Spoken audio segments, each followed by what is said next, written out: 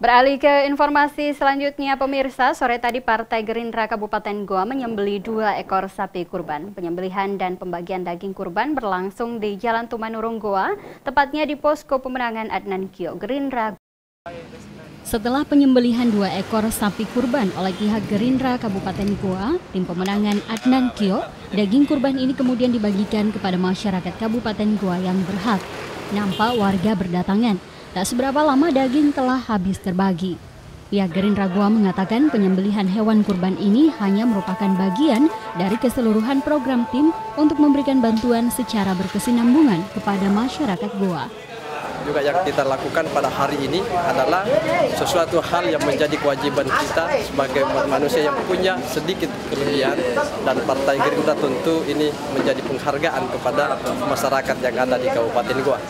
Penyembelihan hewan kurban ini dilakukan bukan hanya di posko pemenangan di Jalan Tumanurung saja, namun juga dilakukan di sejumlah lokasi lainnya.